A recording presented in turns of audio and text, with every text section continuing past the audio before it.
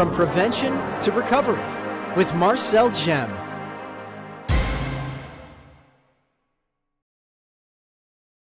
Welcome to From Prevention to Recovery. I'm your host, Marcel Gem. My guest today is Pastor Carlos Rivera, Senior Pastor of New Life Outreach Church and Executive Director of New Life for Adults and Youth, a faith-based rehabilitation ministry in Richmond, Virginia, that has been transforming life for over 50 years. An author, conference speaker, and podcast host, Pastor Carlos has dedicated his life to helping men, women, and youth break free from addiction through the power of faith. Pastor Carlos, welcome to our podcast. Marcel, thank you so much for this invitation. When you asked me to come on board, I couldn't wait to get together with you and share the great things that are happening here in Richmond with our program and the hope that people are receiving, because I think that's really what we need when it comes to addiction. I mean, people are so broken. So thank you so much for this opportunity. My pleasure. Now to start, can you tell us about New Life for Adults and Youth and what was the inspiration to focus on faith-based long-term treatment? Yes, well, actually, the New Life for Youth was founded in 1971 by my father-in-law, Victor Torres, who was actually a gang member and a heroin addict in New York City. And in the 60s, he had a pastor reach out to him and began to share faith with him. And it got to a place where he was able to talk to him, and literally he was able to recover from alcohol and drugs and the lifestyle of gangs and violence. And he had such a powerful encounter with the Lord that he literally has spent his whole life. This is what he's done. So I came with him alongside him back in 1987 when I myself had an encounter where I was doing drugs. I was in Chicago growing up as a young boy, and I kind of grew up in the inner city. And so drugs and alcohol and violence were pretty much everywhere. So right down the street, I remember walking from my home in Chicago when I would walk to school. Right on the corner where I lived, there was a group of boys there that were always selling drugs. And the cars would just come by, stop, they'd roll down their window, they'd make a transaction with drugs and money, and then they'd keep on rolling. Sometimes I kind of jokingly say we had the drive-throughs before McDonald's did. So to me, it was kind of a natural part of life, unfortunately. And when I got to about 12 years old, some friends offered me marijuana, and so I decided, let me just try this, and I started smoking marijuana, and at 12 years old, so I began to kind of experiment myself as a young boy, because I hung around a lot of the adult boys and the older kids. So they started kind of bringing me in, and I got involved in dealing drugs as well in Chicago. And when I got to about the age of 17, man, my life was in such shambles. The drug addiction had pretty much consumed me to the point where I was failing out of school. I wasn't staying focused the way I should have been. But one day a friend told me about the Navy. and he started telling me about all the beautiful ports he visited and so on and so forth. And so I decided to join the military. I joined the Navy at 17. Back then, you had to sign a waiver. So my mother had to sign, because I was still a minor, in order to be able to go to the Navy. And can I tell you, Marcel, she gladly signed the paperwork. She said, "Where do I sign? I need to get my son out of here." I was getting in a lot of trouble, and that really kind of saved my life in a way to get out of the city. But then when I got to the military, can I tell you, there was as much drugs in the military as there was where I lived. And I was like, I thought I was trying to run away from that problem, but that problem kind of followed me. And after many years of serving in the military and just getting high and just drinking, I was able to go to school for computer electronics. When I got out of school, I went to work for IBM in Richmond, Virginia. So IBM hired me coming out of school, and I've lived here ever since. So about 7 years living here, I was still living that lifestyle because I mean, in the 80s, you know how it is in the Mhm. 80s, cocaine was big. If you had money and you were partying, you were going to the discos and the clubs and all that, then the cocaine was just everywhere. So I was a functional addict, right? I was working for a big corporation, but that at night and on weekends, we would just party and I mean, it was crazy until one day I just realized I was so empty, Marcel. I thought I had everything I wanted in life. I was successful financially. I had the material things I needed, but there was still such a void in my heart. Huh. And I kept doing drugs and it kept getting more confusing until one day I visited a church where my father-in-law, I didn't know he'd be my father-in-law, he was speaking and he had a program, a recovery program called New Life for Youth.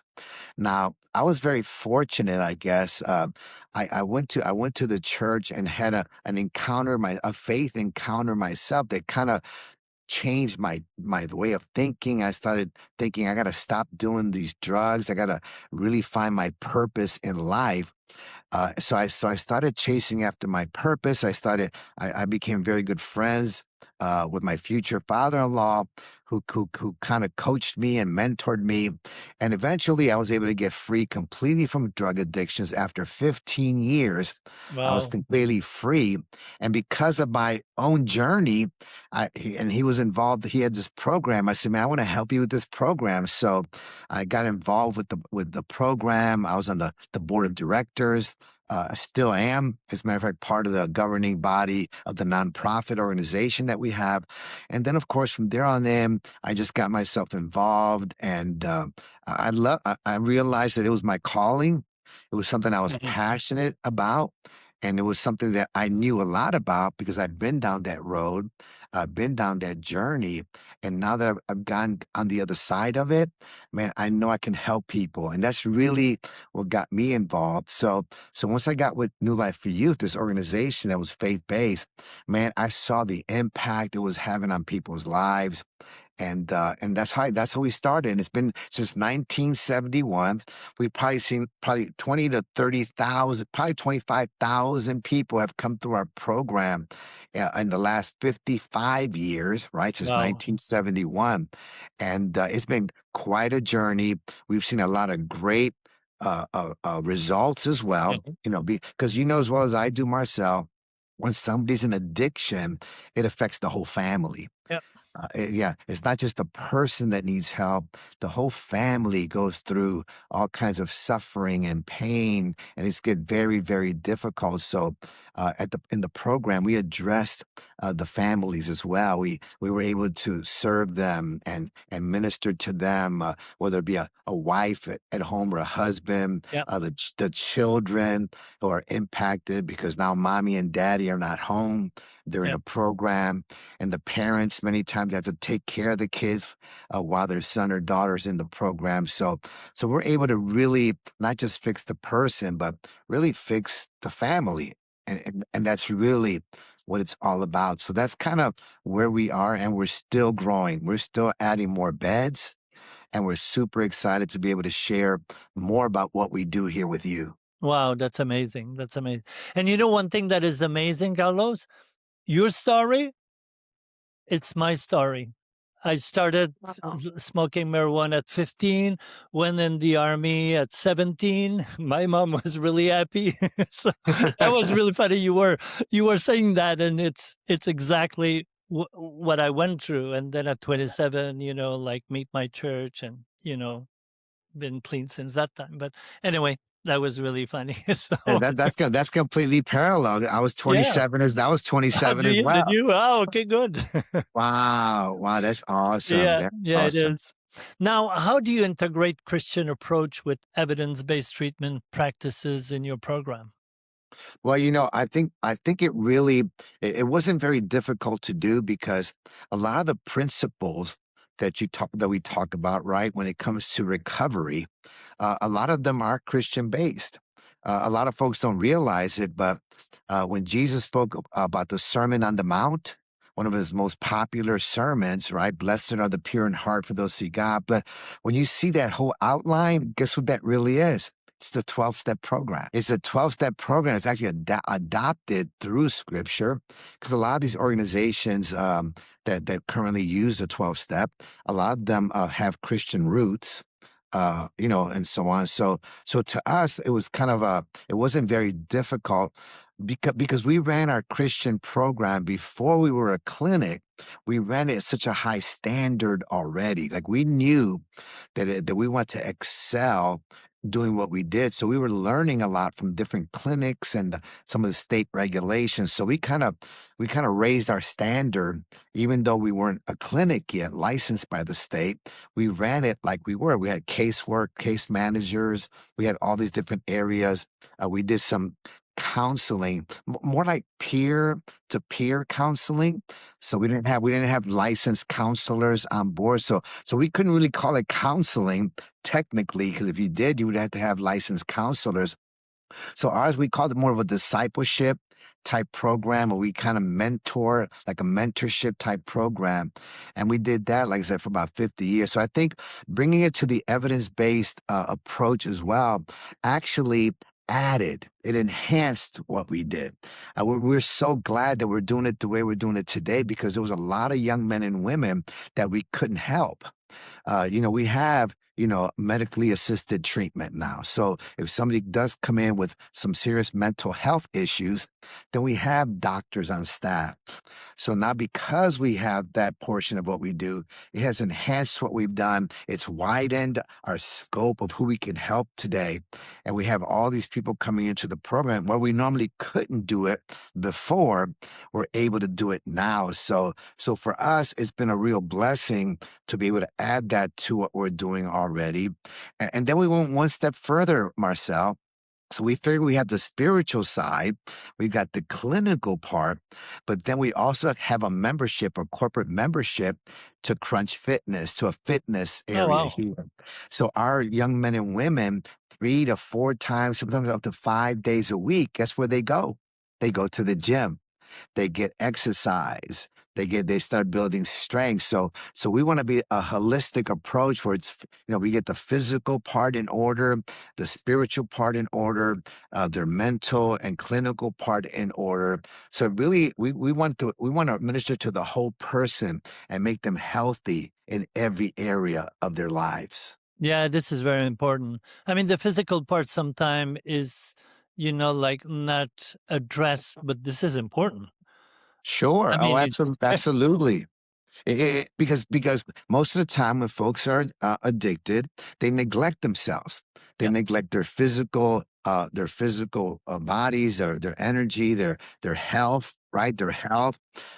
They neglect their diets when they're not eating well at all, right? So they're neglecting that. So all these years, and many times for years, up to decades, that people live a lifestyle where they pretty much abandon all these areas of their lives. So we want to bring them back to those things as well, and make them healthy, spiritually, mentally, and physically as well. absolutely. Now, what makes long-term residential treatment particularly effective compared to short-term treatment? Yeah, I think the real key to that, Marcel, is that many people that come to us have been in this lifestyle for a long time. I mean, I've got a guy right now, he's 73 years old in our program.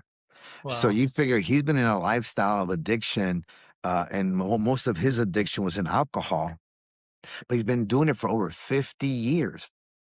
So you can't, I look at people, I say, you've been in a certain lifestyle. That's the extreme. Yeah. Now, we've also got a bunch of young guys, maybe they're 25 years old, but they started when they were 15 and 17. Uh, So 8 years, 9 years, 10 years of addiction, whatever that looks like, to have a life change, to take a ship that's been on a certain course for so long, to turn that thing 180 degrees the opposite way. It took you 20, 30 years, whatever time to get to where you were. and the brokenness and the habits and your mindset. I think it takes more than just a 30-day program. I mean, that's just my experience from what I've Yeah. seen to really make a long-term impact, because they have to be in a place where they're being exposed to information, where they're being taught and trained to look at a perspective differently. Because I always say the problem with addiction is that in life there's just issues, right? Life is full of problems. They happen one behind the other. Sometimes they pile up. But what happens when you're in addiction, you're sedating yourself. So you're literally bypassing the normal pain that you should have gone through while you were growing up.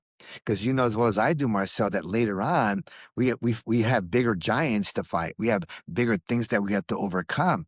But if we circumvented all of that because we kept ourselves sedated from feeling the emotion and Yeah. sometimes the pain, because pain comes to strengthen us. It makes us stronger, so we're able to endure later on in life. Well, what happens when they become addicted, if it freezes their emotional state. So even though that person might be 47 years old, 50 years old, 30 years old, whatever, if they started getting high when they were 12 and 13, what you're dealing with is with a man or a woman who's 50 years old, but emotionally, they're only 12 and 13. So they cannot handle the pressure of life. They want to escape. If it gets too difficult, they want to escape. So by them staying in a long-term program, they have to face these things. They have to stay in it. They can't just run away and go get high or just go drink or do or whatever. They have to face these things, and it's difficult and it's not easy. Yeah. But when they get through it and they're able to stay long term, long enough where you can see the needle move, you can see emotionally they're getting stronger. You'll see a change of attitude, from being so negative and complaining all the time to maybe looking at life, much more positively and knowing that their best days are ahead of them.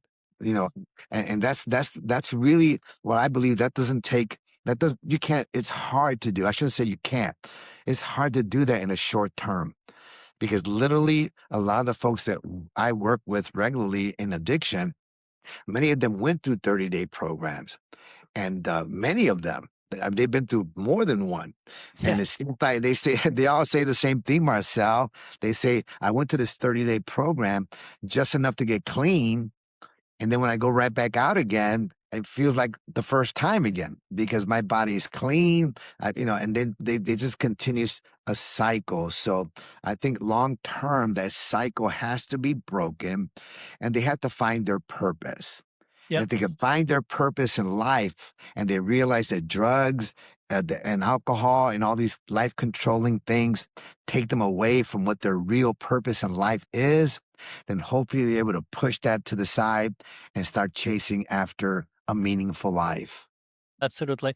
And like sometimes it takes like a month or two just to be able to start focusing on something, Oh yeah. Oh, I'll tell you what, you know? the first 30 days in our program, they're the hardest. Yeah. And I think that, one of the things that we do in the first 30 days, they're actually in a kind of incommunicado. In other words, they can't call anybody. Yeah. They have to be isolated for the first 30 days. No phone calls to mama and daddy, no phone calls to your wife and children. Just really isolate them for those first 30 days to decompress, like you Yeah. said, and then also to try to eliminate all the influences around them, to try to minimize all the voices, all the problems, all the issues, so they can kind of become more introspective and start looking at themselves. And so yeah, because if they start calling their mama, daddy, friends, and all of a sudden they're sharing all the problems they're having and all the things that they're having, now they feel like, man, I shouldn't be in this program. I should go help my mom. I should go Yeah. help my dad. I should go help my kids. Yeah. And when I asked them the question, well, when's the last time you saw your kids? It's been a long time because sometimes they'll lose their children's custody, right? So I'm like, don't worry about your kids right now. You need to focus on you, because you need to be that daddy or that mommy that can be long term in their lives. and not let them down because you've done that in the past. And now this is your opportunity to turn things around in your life. So I believe in long term. I believe that, hey, at the end of the day, because I always say that your biggest enemy is your inner me. It is. And It is. if you can get past your own self and get past your own enemy, which is you, and you get outside of yourself and move forward, man, you got a chance to recover and live a fruitful life. Yeah, absolutely. And you can be your best friend as you can be your worst enemy. That's for sure. Can I just tell you one of the biggest problems, forget the relationships that we have with people, it's the relationship you have with you. Yeah, It's that your own voice that speaks to you every day. It's what you've been programmed to hear. Maybe people have spoken things over you. You're never going to amount to anything. You're a failure. I mean, you've tried this recovery, and you keep failing over and over again. And now your loved ones, they don't want to raise their hope too high because they've been let down so many times. I think eventually we try to take that voice that keeps speaking to them so negatively within inside of them and try to quiet that voice and say, what does God say about you? What is your identity for real? Like, who are you? And what did God create you for? And I think if we can get to that, if we can get to quiet down all those negative voices and let them begin to have a good relationship with themselves, so that when nobody else is talking, when there's always a voice talking to you all the time, your own voice. If you could believe what God says about you more than what everybody else says about you, or even what you think about yourself, then I think you'll start seeing some changes. absolutely. Absolutely. Now I'm going to ask you a question that probably you hear very often. Now, now, do people ask to be Christian or faith in God to be admitted to your program? Not at all. Not at all. As a matter of fact, I would say probably 90% or more. I think some folks who come to our program, maybe they could have gone to church when they were kids, Mm. though they could have, or they know about religion, right? They know, Easter. They know what happens on Easter. They've seen the documentaries. I mean, when it comes to Christ, I mean, it's a big deal. It's everywhere, especially during this time of the season coming up soon during Easter. So I think people know about it, but they've never seen how that can connect to their lives. So no, as a matter of fact, hardly any of them are when they come in, but we just began to teach them from it. We don't force anybody into a belief system. Come as you are. Come as you are, what we're hoping is they find their purpose and they find peace, and not a counterfeit, right? Because the world always has a counterfeit for everything, but to find real inner peace in their hearts and in their minds, and that really is the goal. And we just seem to realize that for us, maybe not for everyone that does what we do, but for us, we've seen the results for over 50 some years of people's lives being changed. And they didn't always all become Christians, but they all began to live a different lifestyle. They began to understand the principles of living. And then, of course, many did also, embrace the faith as well. Because long term, because I always say it's one thing to get free, it's another thing to stay free. Because temptation is always going to be knocking on your door. It's always knocking on your door. So to us, there is a scripture in 2 Corinthians 5:17 that says, "When a man is in Christ, he's a new creation. Old things pass away. Behold, everything becomes new." So I think that's kind of the bedrock and the foundation that we say, listen, you don't have to be that old person anymore. You can become that new creation that God wants you to become. Oh, that's good. That's very good. Yeah. So, Now, so yeah. So to us, it's an essential part of what we do. We've been doing it for 55 years, and that hasn't changed. yeah. So you probably adapt as, like, let's say if someone is resistant to, y- so you probably just adapt to the individual also, right? Absolutely. At the end of the day, like I said, we're not going to force you to believe. but literally when you look at a lot of the therapies, a lot of the approaches that that they use clinically, I mean, a lot of those have foundations, a biblical foundation. It's a lot of it is very much so we know that the teaching themselves, anger management, how to deal with your anger, forgiveness. Can I tell you probably one of the biggest issues that people have? And now I'm not a scientist and I'm not a doctor at all this. I've only got 38 years of experience doing this. But one of the things that I've seen from It's worth more than 5, 10 years of university. So, yeah, I graduated from the University of Hard Knocks. So, but what I've seen it gets a little bit more complicated. The layers sometimes of the hurt and the pain that keep people in addiction, whether it be fatherlessness, not having the father figure at home, or some of the young men and women we work with never knew their parents. They grew up in a system where there was no family foundation, so they missed out on some emotional development that they never received as well. So when you start looking at the core, because I always say drug addiction is just a symptom. That's just an external symptom of something that's going deeper in their hearts and in their minds.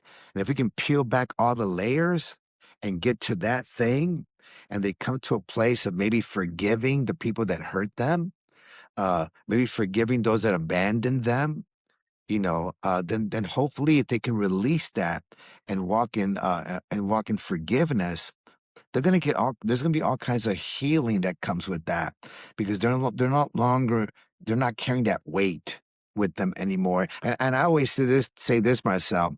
I always say unforgiveness is like drinking poison and expecting the other person to die, yeah, yeah, because it really does hurt us. And I think those are all the things that we deal with on a regular basis. And I think that using faith to address those issues really really is a foundation that even if you're not a Christian per se, those principles still work. They're still there, and they're very, very powerful in order for people to go through the recovery and get outside of what they need to do to get right. yeah. No, absolutely.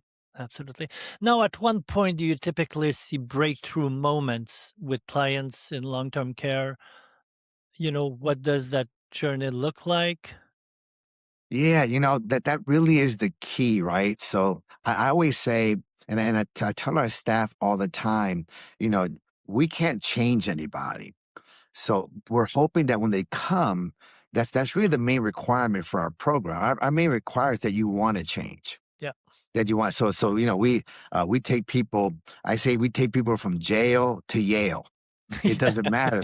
Doesn't matter where you're from, Yeah. because I see a lot. We have a lot of young men and women in our program that are super educated, highly educated, but they got caught up in drugs. Some of them had an accident, maybe, or a car accident where they were given painkillers, opiates for their pain, and they became addicted. So you have all these different people. So to me, we look at it and go, what is it that not only got you there, but is keeping you there now? What is it that you've lost along the way that this is keeping the pain from coming back to you emotionally? And I think that when we understand that, that gives a real insight on how to individually kind of minister, kind of serve that person and try to address that issue and find healing. Because Yeah. at the end of the day, it's not just about finding the problem, but now we have to go work on the healing of it. What you have to do to now become whole again, and not worry, not let those things from your past, all the failures and the mistakes you've made, how to be able to unload those things. So now you have a brighter future ahead of you and say, you know what? I can't do anything about my past, but I can do everything about my future. No, absolutely. You're totally right. Now, what are the unique challenges you face when treating adolescents in faith based long term settings? Yeah, the challenges, initially, if I can keep it real, initially, some of the biggest challenges we had were financial. Okay. Yeah, because when you start a nonprofit organization, the way we started back in 1971, no one had clinical experience. So our whole thing was to start some kind of like a discipleship mentoring type program with men and women that had already been through a process themselves, and they felt the passion to come and want to help other people and talk to them and and teach and so on and so forth. So initially it was very difficult raising money. If you were dealing with children, then most of the time raising money when you have children, it pulls on their compassion. But when you see a man or a woman, a grown man with tattoos all over his body and looking rough, and it's like, I need help with this guy. It's like, it's not so easy. It's hard to pull on compassion. We have to let them know that man used to be a little boy once. And that little boy went through divorce with his family, went through brokenness through all these areas, and now he is where he is, or she is where she is. But I think the biggest challenge we had was just keeping it funded. Keep paying the bills. I mean, paying the bills was, so the good news is my wife and I are very entrepreneurial. So I owned a mortgage business. I owned an ATM business at one time. So I was a business person. So was she. So even though we worked, I spent a lot of time volunteering at the church that I went to.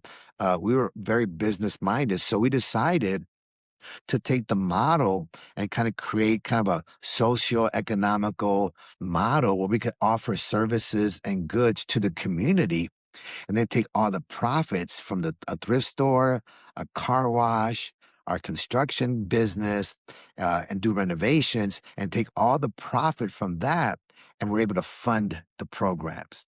We're able to pay for the mortgages and the power bills and food. I mean, we've done, you figure at one point we had over 80 people in our program, Wow.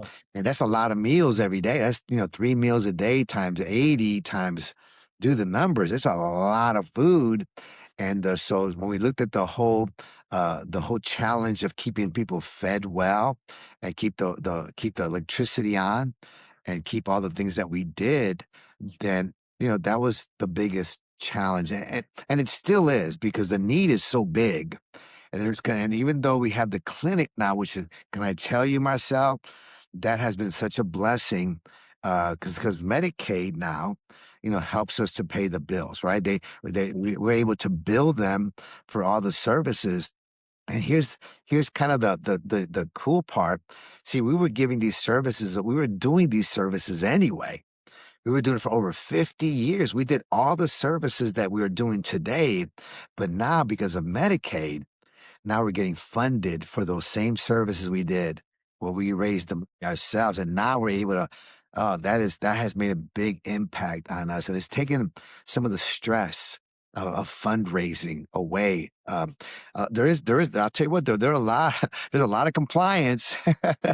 there's a lot of paperwork, and there's a lot of clinical reports, and there's got to be notes every day. I mean, it's it's just a whole nother deal. However, it is a blessing to be able to allow Medicaid to bill them now for the services. So because of that, Marcel, we don't charge anybody to come into our program. Uh, there's an induction fee if they can afford it. But if they don't, we say, hey man, just come in. Get your mom, your dad, your cousin, your brother. Some of the guys are coming straight from jail. Just get a bus ticket. Show up at the bus station. Some of them show up with nothing, no, just their clothes on their back, and they show up to our program. So we take them in. Because we have a thrift store, we got clothing. We can get them clothing as well.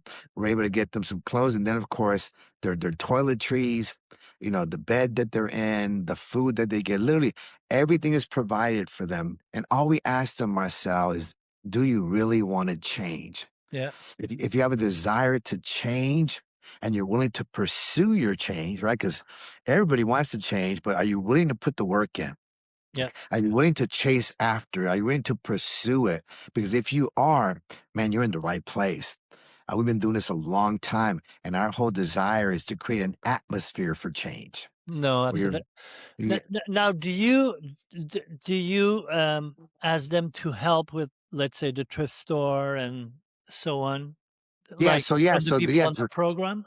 that I tell you, that's the beauty of it, right? So the beauty of it is that the way we were able to survive with just the thrift store and the car wash is that was part of their vocational training. Mm, So while they were in the program, now they could actually go work at the thrift store, work at the car wash. If they had construction background, they can go help us renovate some properties. We have quite a few properties ourselves that we have to keep up and yeah. maintain. So they're able to, during the day, everybody works. Now the model has changed because now they have to be in clinical classes and therapy. Some are 3 hours. What we call intensive outpatient is a 3 hour segment of their day that they have to be in a group type setting. Then there's PHP, pre hospitalization. That's 5 hours a day. So, but then anything outside of that, we have the businesses. So, so they're able to do inventory. They're able to learn how to run a register. We just got them all classes at a logistics. It's a logistics class, so they learn how to manage warehouses, learn how to drive a forklift, learn how to. So we got really practical skills. So to us, that really was the real model work because it kind of we use that same model of funding it through the businesses and all the profits. So it kind of helps sustain some of it, not all of it, because there's a lot more expenses, but at least that helps supplement some of the income while they're being trained. So that afterwards, are you ready for this? 100% of our students got jobs. Yeah, yeah, because of our business background, my wife and I know a lot of business people all over the city, and once we started referring, I would call them up and ask for a favor. Hey, man, I know you're looking for. Would you mind hiring this guy or this girl? And they were like, at first, they're like, oh, well, I'm not sure. I said, give him a chance. Just try him out. Can I tell you, some of those men and women became the best employees they've ever had. Yeah, because when they're with us for a whole year, we teach them to wake up in the morning, to get your hygiene in order, be up early with breakfast, get dressed, go to work, come back at the end of the day. So they're put into a rhythm. And some of them were amazing workers, but they were so bound up in drugs and alcohol that they couldn't function well. But once you took those things out of the way, Marcel, man, some of these folks were so gifted and so talented and we get them jobs and then now they're able to work and get their own apartment, their own cars. Now they're back in society. And right now we've got thousands of people all over our city and all over the world, really, in other countries that have come to our program. Now they're functioning, they're productive citizens in society, and many of them are also helping others as well. Oh, that's very good. And also, I think, it gets them to put some exchange in to receive a program. I Oh, mean, oh, it's very absolutely. Yeah. important. Yeah, we encourage them. Hey, somebody planted seed for you to be in our program. Yeah, Because when you were in our program, it didn't cost you anything. yeah, I kind of say it jokingly to the guys and the girls, but I mean it in a way to say, like, take advantage of this time. I mean, right now, every time I go to a hotel or I spend the night somewhere else, I wake up in the morning and they slide a bill under my door. It costs me money every night to stay somewhere. I said, you guys, you don't get a bill in the morning. yeah. You got people fixing you breakfast and lunch and dinner. I mean, you've got these services right now. So if you could maximize this moment, this time to work on you, because one day you will be back out there again. Yeah. And the pressures of life are not easy. So we're hoping that right now you take advantage of this time so that when you get back out there, you're able to function at your very best. No, absolutely. It is so important to, get those two going together. Yeah. Yeah, and we're expanding that area right now. We're actually talking with another nonprofit organization that works on workforce development, and they have all kinds of programs for construction and medical and other things as well. So we're looking at expanding our vocational training because we want them to leave with tools that they could use when they get out of our program, to make a living, to make to provide for their families and provide for their children. So, it's really a big focus for us. So while they're with us for the 1 year, we're not just warehousing people. We're not just putting them in a room and giving them classes and then getting up the next day doing the same thing. We have a very active workforce development program because we want them to be educated. Some of them get their GEDs while they're with us as well. We want to see where they are educationally and be able to advance them as well. Uh, we've actually had high school kids. You mentioned something about teens earlier. Most of the people that we see are 18 and above, Mhm. but periodically we'll have a young girl or a young boy in their maybe 17 that come into the program. We have to get a waiver for them, Yep. but we've helped them get their high school diplomas online. Oh, Oh, wow. Yeah. yeah, so yeah, because high school here in the US, here you can actually a lot of folks don't realize this, but most educational systems in the US, you can go online and most of the school systems offer the online school. So Yeah, this of is the course, same for in Canada, by the way. yeah, You they can do. get So a lot of folks, Yep, the thing is most people work every day, yep. so they're not able to be home with their students. My children all went to school, uh, but then later on, because of our flexible schedule, right, I was able to put them like in a hybrid where they went to school twice a week Okay. to get all their classes. Then the other 3 days they were on the computer Yeah. doing their homework, doing their projects that they were assigned, and that turned out to be a really great system for our children, and they loved it. They were able to spend closer time with them. We were able to influence them more because sometimes some of the school things that they have in the schools, I don't always agree with the values. So I liked having them close to us, but they learned. They were very social, and now they're all very successful. And most of them, actually, all of them, are involved helping with us in the program. Oh, this is good. This is very Yeah, good. yeah. Now, besides the detox part, um, now have you seen a change with the new drugs like fentanyl and oxycodone and so on that are so addictive compared, to like the 80s and everything? That now, do you treat a little bit differently besides the detox part, just like on the counseling part and so on, than it was before? Did you have to adapt? Oh, absolutely. I think the level of brokenness today, the level of brokenness and hurt, is so much harder. It's so much more difficult. Those drugs are so addictive, and I think that and not only that, but they're fatal.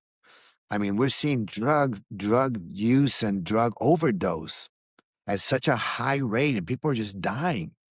I mean, they're dying. So I think that when you start looking at what the obstacles today and what the young people are facing today compared to 20, 30, 40 years ago, I mean, I think it's a lot more toxic today. Yeah, now you even have things that are people that kids are getting high on that they're new, so they're not even illegal yet.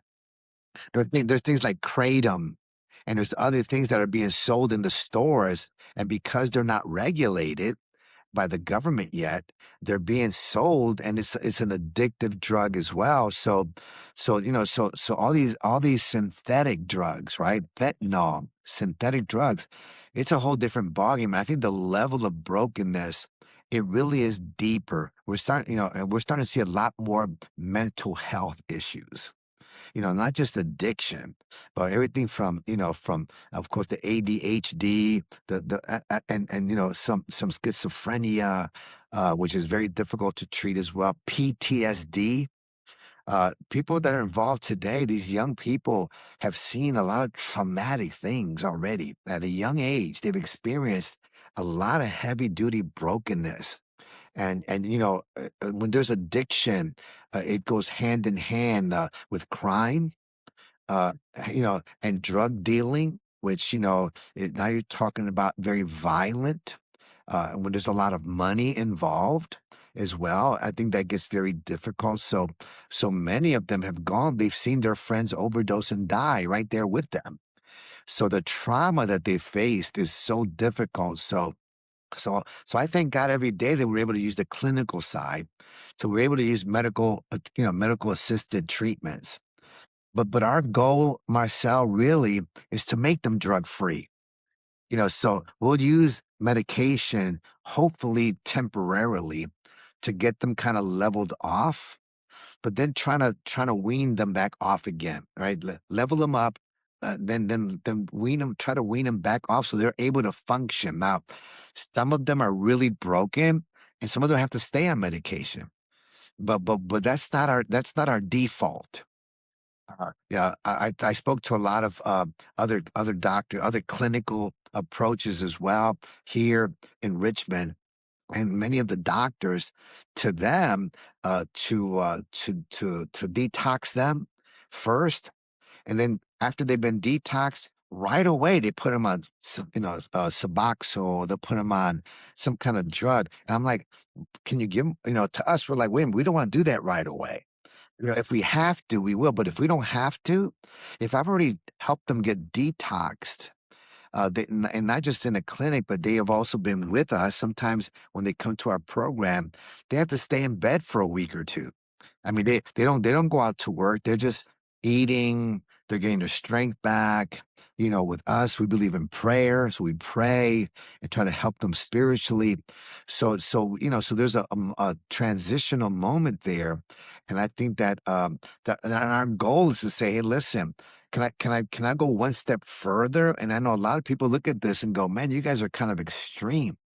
But even when it comes to smoking cigarettes, because nicotine is a drug and nicotine is super addictive. So we really, I mean, we just don't. We just decide if you really want to be free, let's get you free of all chemicals, all things from your life. So a lot of them quit smoking, and then they move on from there, and then you're able to get them really in a place once they're, like you said, the fog lifts. Once the deep tide, it takes them takes a month or two sometimes before that fog finally lifts. And now you see them, you can't recognize them anymore. Their face looks different. Their eyes look clear. And to me, that's the joy of doing what we do. But we're hoping and praying that they can be drug free. Yeah. And we don't default to any drugs. Once they get detoxed, we try to assess them and see if they need any medical assisted treatment. But if they don't need it, we're going to try to keep them away from everything else Yeah. as long as we can. Feed them well, get them into doing exercise better, getting spiritually in order. And many times, men and women that have been on drugs for 20 years, 30 years. I had a guy who was on Suboxone for 12 years. Wow. I mean, that's a drug that's supposed to transition you out. Yeah, exactly. But they just Yeah. keep getting a prescription. The doctors just I said, 12 years. How could you be taking drugs for 12 years? The doctor just keeps giving them the drugs. He was making said, money, so can I tell you that I'm Yeah. glad you said it Yeah. because Oh, no. I have no problem saying it, by the way. yeah, it's all about the money, and he was having a really hard time with his marriage, Yeah. and so I finally said, tell your doctor to wean you off. And he got weaned off the Suboxone. He no longer takes it anymore.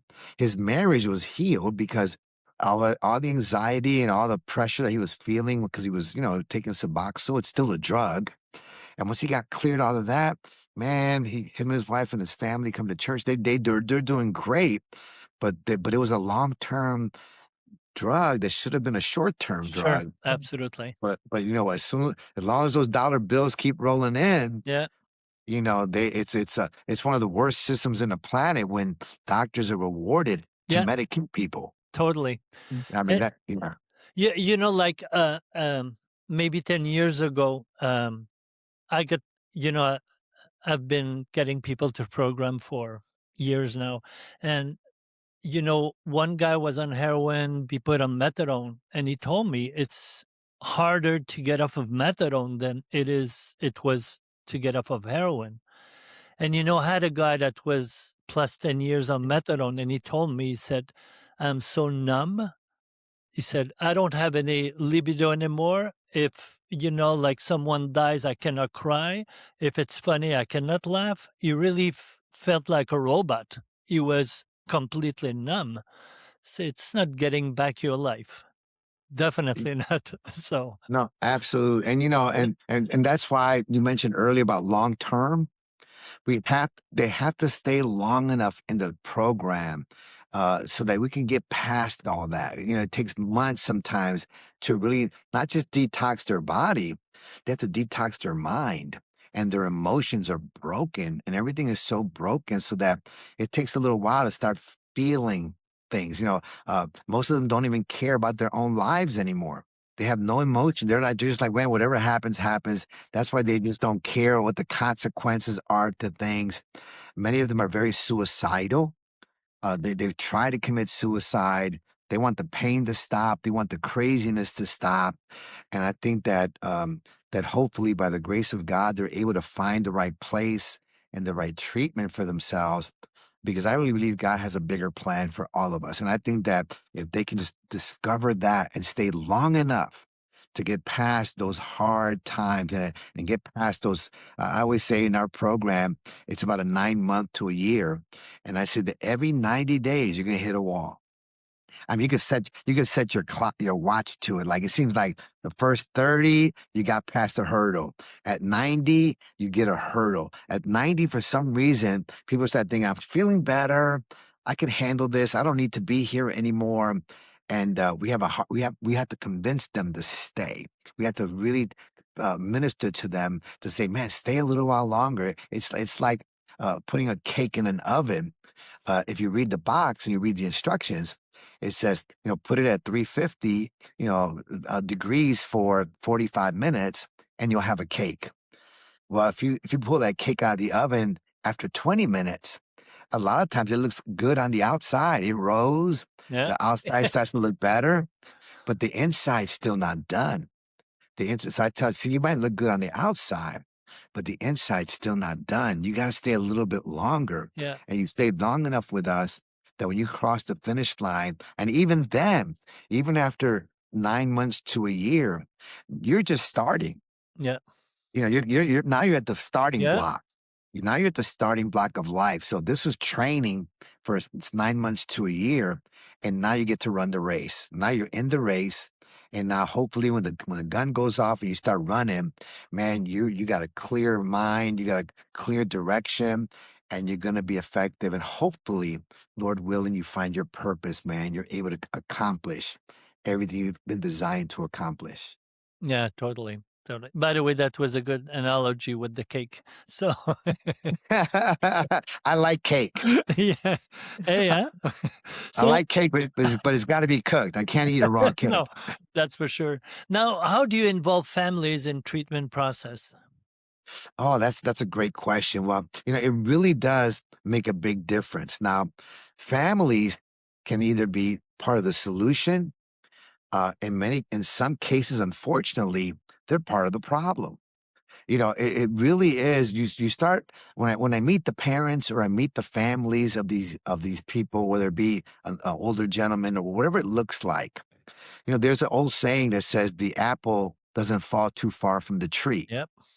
So then all of a sudden you look at the parents and you look their interaction, and especially I work a lot with the men.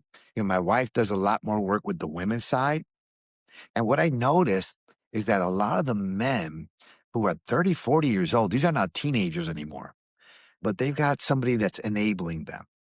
They've got a family member that keeps pulling them out of their issues. They got a mama and daddy who just they want to keep protecting their son, their daughter. And it seems like every time they hit rock bottom, they lower the bottom because they step in and they start trying to rescue them. Just recently, my one of my nephews is in the program right now. And for 5 years, he was suffering from chronic depression for 5 years. So he was at home. He was playing video games.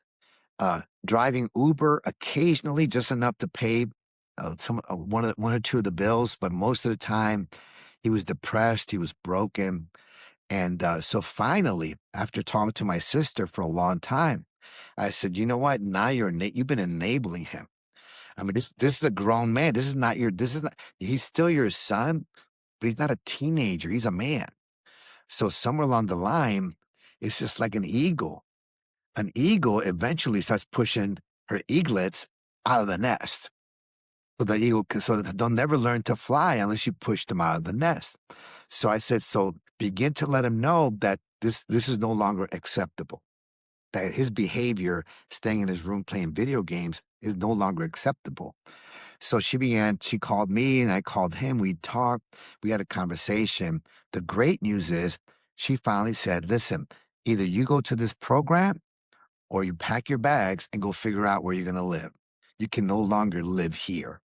And I was so proud of her because I told her, tough love is still love. Yeah.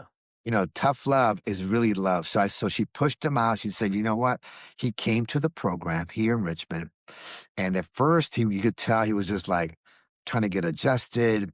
But he had some serious, he had depression. He had gone through a really hard mental state for a long time. The good news was after about 30 days, he wanted to leave really, really bad. And I just told him, well, where are you going to go? Your mother says you can't go back there. Mm. You have no, and I'm not going to pay a plane ticket to drop you off at O'Hare Airport in Chicago. I'm not going to do that. So if you want to figure out what you want to do, I got no problems. Pack your bags. There's the door out of the program. Figure it out. So he did it. He said, oh, I'm leaving. Grabbed his bags. Guess what happened, Marcel? He walks out. About an hour and a half, 2 hours down the road, he calls back one of our staff, and he's very humbly, is it okay if I come back? He had that moment where he realized he had no options. He had no options. So, and he wouldn't survive on the street, being homeless or living in a shelter. That this kid he's never lived that kind of a lifestyle. He came back to the program. Do you know that he just graduated 1 year? He Wow. works with the clinic now. He's helping manage our database and our information. Turns out he's gifted in computers, gifted in details. I mean, he's flourished. And I'm so proud of him today. But you see, it took tough love to get him there. Yeah. It took an ultimatum. Says, hey, listen, either you make this happen or you can figure something else out. But this isn't you can't be here anymore. I'm not going to no longer enable you to stay where you are. And because I tell her, if you provide everything from them, why should they change? Yeah. Oh, Why should they absolutely. Why should they change? So, now he's with us. He's doing fantastic. I'm so proud of him. He just graduated the 1 year with us. He's already been working in the clinic for a couple of months. He's flourishing. He found his purpose. Yeah. He's excited about life again. And I tell you what, that is what it's all about right there. No, you're totally right. And about 3 weeks ago, I did a podcast. A good friend of mine is an interventionist, and he was talking about we're going to use the mom. It can be the dad that can be the enabler also. That's But true. let's say that moms are moms, right? And like he was saying that sometimes mom wants to feel better themselves. I'm going to give him money. I feel better that way. Not necessarily good for the kids, but good for them. And it was very interesting. I've never seen it that way, but it's true. It is true. Oh, So, yeah. because, they're just going to get drugs or, like they're not going to do anything in their life like your nephew was. So Well, it's not good. I think young people are very smart today. They call it gaslighting, right? So it's about manipulation. So they can manipulate their parents through guilt. They'll use guilt. They'll say, it's because let's all face it, whether you've been a good parent or not so good, every parent feels like they could have done something better. Even if even once your kids grow up, and even if they're doing well, you still see some of the areas in your life you thought, man, maybe I could have done better in this area, or I could have done better in this area. And a lot of times, because the parents had to work all the time, they'll feel guilty that maybe the son or daughter were on their own after school. They were latchkey kids and they got themselves in trouble with the wrong friends. There's this area of guilt. And of course, and when somebody becomes an addict, they know how to tap right into that, and Yeah. they'll manipulate them through guilt. And then, of course, the person is now trying to overcome that guilt by helping them, by buying them things, by providing, giving them money, like you said, and all these things because they feel responsible. A lot of parents feel responsible for the lack of whatever they didn't do well to raise their children. And if you're a parent, can I just say this real quick? If you're a parent listening to this right now, I want you to know that you did the very best you could. At the end of the day, people have to make decisions for themselves. And some of the choices that our sons and daughters make had nothing to do with our upbringing. We brought them up well. They had a nice home. They had things that they needed, but they got involved maybe with the wrong people. They had bad influences in their lives, right? And so no matter how hard we tried, some of them make decisions themselves, and many times, including like myself, for instance, I was doing drugs to make me feel good. It was at first you start out, you feel ecstatic, you're ecstasy, you're drinking, there's this euphoric feeling when you're high. You do it because you want to feel good. But unfortunately, drugs take a bad turn. And now you have to take drugs not to feel bad because you don't feel good anymore unless you're high, unless you're under the influence. So if you're a mom and dad, don't take the guilt on. Man, you did your very, very best. Just know, don't allow them to use that to manipulate you. Because if you do, they're gonna be worse off than they were had you just told them, you know what? I'm sorry you're doing this, but I can no longer enable you. I can no longer finance you. I can no longer keep you under my roof when you're living this kind of a lifestyle. Don't allow guilt to cause you to make the bad decisions of keeping them where they are. Because if they stay where they are, they'll never get anywhere else. So we need to, and I always say, you won't move from where you are until you realize there's somewhere else you'd rather be. And they'll never realize that if you keep them covered, if you keep them guarded, if you keep them in a place where they're just living, existing. At the end of the day, mom, dad, shake loose. You did the best you could. It's time to push them out of the nest. And with faith, God will get a hold of them and hopefully and find the right place because God loves them more than you and I could ever. Yeah, that's a very good advice. Definitely. Hmm. Yeah. Now, how do you prepare clients and their families from transition back home after completing your program? Oh, that's such a great question because that is so important. It's so important because we know that while they're with us, they're kind of in a controlled environment, right? They're being tested regularly, urine tested all the time. They're with us 24/7. Like we know where they are. It's not like they come to us and they leave to go to work. They work within the ministry. They work with us. So we know that they don't even need money. As a matter of fact, we don't want them to have money because they really don't need anything. They got their food, they got their shelter. All their needs are met. If they need hygiene, if they need toothpaste, we have everything that they'll ever need. So our goal is to keep money out of their pockets because if they have money, they're going to go get high. So at the end of the day, we prepare them because prior to them actually leaving the program, if they're married, we try to have the wife and the husband, both of them together to start counseling together, talking about their reentry, back into society. We try also because for us, faith is important. So we ask them, what church are you going to be going to continue your faith walk, to continue to fuel your faith so that you continue to walk the way you need to walk in your life. So we try to connect them. And some of them already have family members or somebody say, my mom, there's a church there, there's a church here. We believe that the maintenance program afterwards because recovery is for a lifetime. We got to put habits in place and guard ourselves from the temptation of going back. So we talk about that. We talk about jobs.